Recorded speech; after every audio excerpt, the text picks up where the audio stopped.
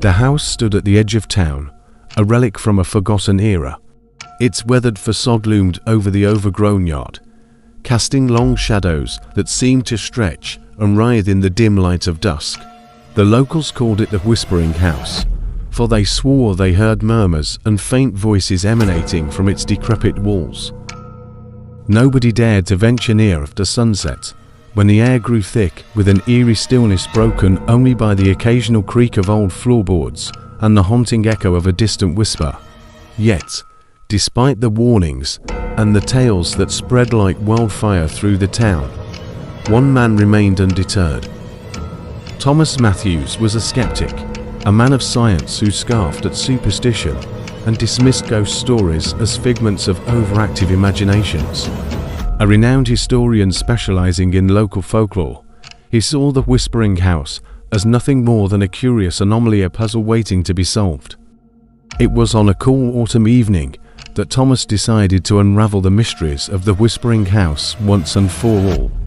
Armed with a flashlight, a notebook, and his unwavering skepticism, he crossed the threshold into the realm of shadows and whispers.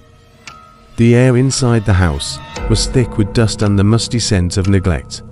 Thomas shone his light around, revealing peeling wallpaper and furniture draped in cobwebs. The floorboards creaked beneath his weight, protesting his intrusion into their silent domain. As he explored room after room, he found nothing out of the ordinary, just the remnants of a life long abandoned.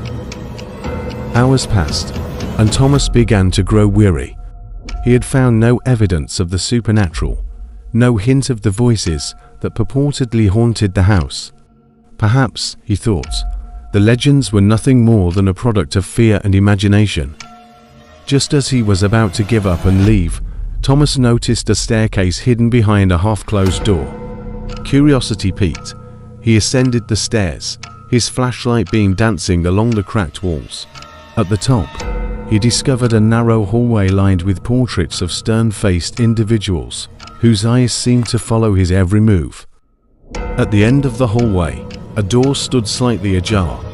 Thomas approached cautiously, his heart pounding in his chest. Pushing the door open, he entered a room bathed in an otherworldly glow. The walls were adorned with strange symbols and diagrams, and in the center of the room, an ornate wooden box sat atop a pedestal. Thomas hesitated for a moment, his rational mind warring with an inexplicable sense of dread. With trembling hands, he lifted the lid of the box and was met with an icy gust of wind that seemed to emanate from within. The room grew colder, the air thick with a palpable malevolence. Whispers echoed off the walls, growing louder and more insistent with each passing moment. Thomas stumbled back, his mind racing as he struggled to comprehend the impossible. Suddenly, the portraits lining the hallway began to tremble, their eyes blazing with an otherworldly light. The floor beneath Thomas's feet seemed to shift and buckle, as if alive with some unseen force. Panic gripped his chest as he realized that he had stumbled upon something far beyond his understanding. Desperate to escape, Thomas fled down the stairs, the whispers pursuing him like a relentless tide. The house seemed to groan and shudder around him, its very foundations protesting his intrusion into its dark secrets. At last, Thomas burst through the front door and into the cool night air. Gasping for breath, he stumbled across the overgrown yard, the echoes of the whispers fading into the distance. He dared not look back, for fear of what he might see lurking in the shadows of the Whispering House. From that night on, Thomas Matthews was never the same. Haunted by nightmares and plagued by visions of spectral figures, he became a shell of his former self. The townsfolk whispered that he had unleashed a curse upon himself by delving too deeply into the mysteries of the Whispering House, a curse that would follow him to the grave. As for the house itself, it stood silent and foreboding, its secrets buried within its crumbling walls. No one dared to venture near after dark, for they knew that the Whispering House held horrors beyond imagination, a place where the boundary between the living and the dead blurred into darkness. And so, The Whispering House remained a testament to the folly of curiosity, a warning to those who dared to seek answers in the shadows. Its whispers carried on the wind, a chilling reminder of the darkness that lurks just beyond the edge of our understanding. The Whispering House stood as a silent sentinel, its secrets buried deep within its walls, waiting for the next unsuspecting soul to unlock its mysteries.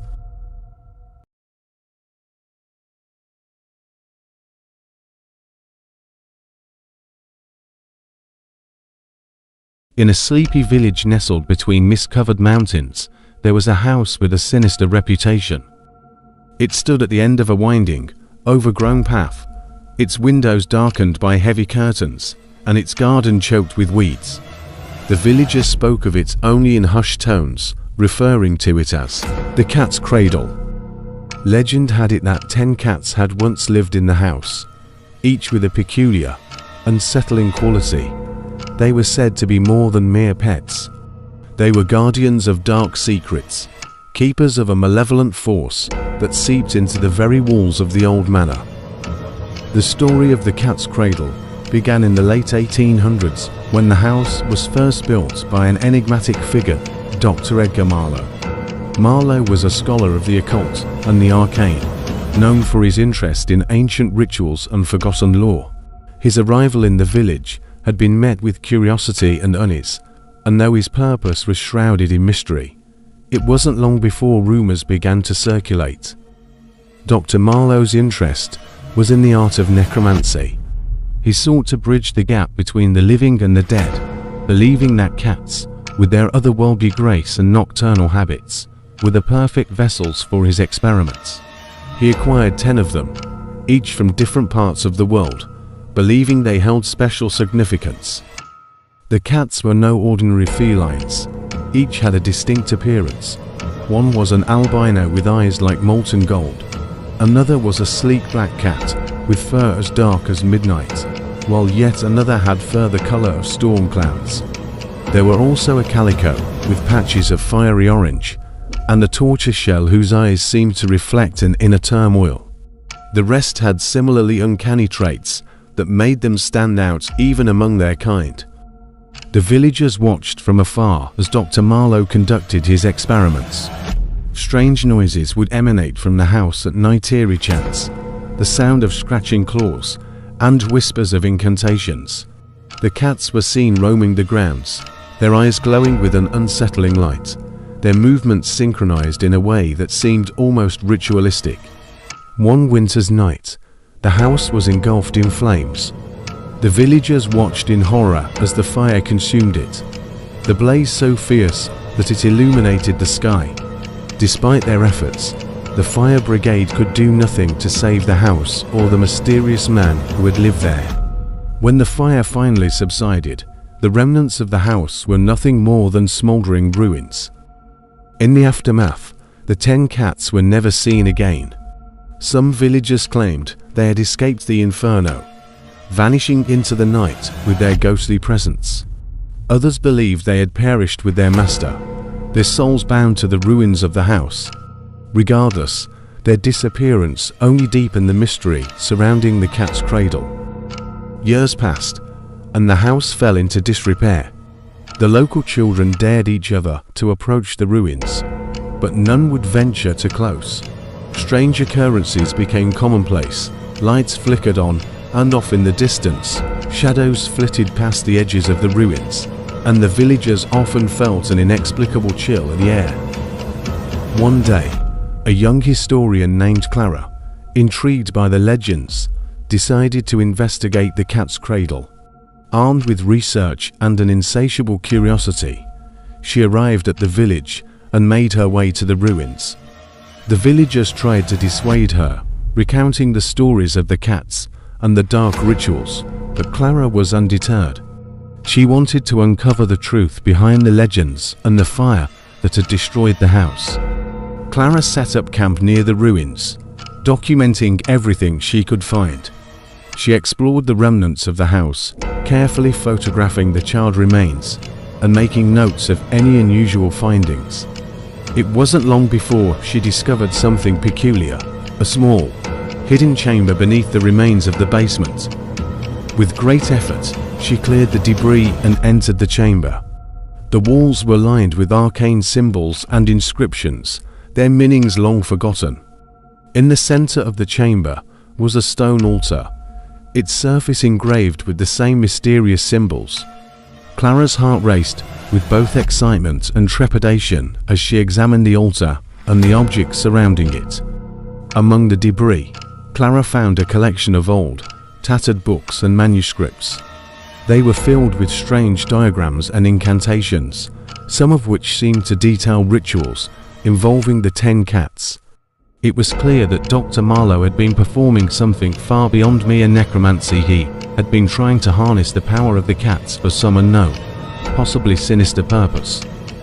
As night fell, Clara decided to spend the night at the ruins. She set up a small tent and tried to ignore the growing sense of unease that crept over her. The wind howled through the ruins, and the darkness seemed to press him from all sides. Around midnight, Clara was jolted awake by a faint scratching sound. She sat up, straining to hear over the wind. The scratching was rhythmic, almost like a deliberate pattern. She grabbed a flashlight and stepped outside her tent, scanning the area for the source of the noise. Her flashlight's beam fell upon the remains of the stone altar. To her shock, she saw that the symbols on the altar seemed to be moving, shifting in a slow, deliberate manner. The scratching sound continued, and Clara realized it was coming from beneath the altar. Heart pounding, she carefully lifted a section of the altar and peered underneath. What she saw made her blood run cold. The ground beneath was disturbed, as if something had been clawing its way to the surface. In the dim light, Clara saw a pair of glowing eyes staring back at her from the darkness. Before she could react, the ground erupted, and the 10 cats emerged, their eyes burning with an otherworldly light. They were the same cats from the legend, but now they looked even more menacing. Their fur was matted, and their eyes gleamed with an unsettling intelligence. Clara stumbled back, her mind racing with fear and disbelief. The cats surrounded her, their movements synchronized and deliberate. Clara felt an oppressive weight pressing down on her, as if the very air around her was charged with malevolent energy. The cats began to chant in a language she didn't understand, their voices melding into a haunting, rhythmic chant. Clara tried to flee, but the cats moved with an unnatural speed, blocking her path. She felt a cold hand grasp her shoulder and turned to see one of the cats, its eyes locked onto hers. It emitted a low, rumbling growl that seemed to reverberate through her very bones. Desperation fueled Clara's escape attempt. She grabbed her flashlight and swung it at the nearest cat, but it passed through the creature as if it were made of smoke. The cats closed in on her, their chant growing louder, more insistent. Clara could feel her strength waning, her vision blurring as the cats' voices filled her mind with dread. In a final act of defiance, Clara reached for the ancient manuscripts she had found earlier. She began to read aloud the incantations, hoping that their power would offer some form of protection or escape. The cats paused, their chant faltering as they seemed to be affected by the words. As Clara recited the last of the incantations, a blinding light erupted from the manuscripts, engulfing the chamber. The cats hissed and recoiled, their forms dissolving into the light.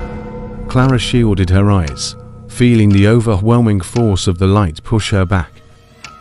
When the light finally subsided, the cats were gone, and the chamber was silent. Clara was left alone, trembling and exhausted. The manuscripts were now reduced to ashes, and the altar lay in ruins. The oppressive presence that had filled the air had vanished, leaving behind only a sense of eerie calm.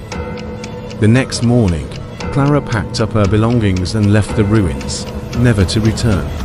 The villagers noticed a change in her demeanor. She was quieter, more reserved, and carried an air of somber reflection. Though she never spoke of her experience, the knowledge she gained left an indelible mark on her soul. The cat's cradle remained a place of mystery and fear, its legends only growing with time. The house, long since destroyed, was but a memory, and the 10 cats were now mere phantoms in the village's collective imagination. Yet, the story of Dr. Marlowe and his feline companions persisted, a chilling reminder of the dark forces that once dwelled within the cat's cradle. And though the ruins now lay silent, the villagers could not forget the strange occurrences and the unsettling feeling that sometimes, just beyond the veil of reality, the eyes of the 10 cats still watched, waiting for the next curious soul to unravel their dark secrets.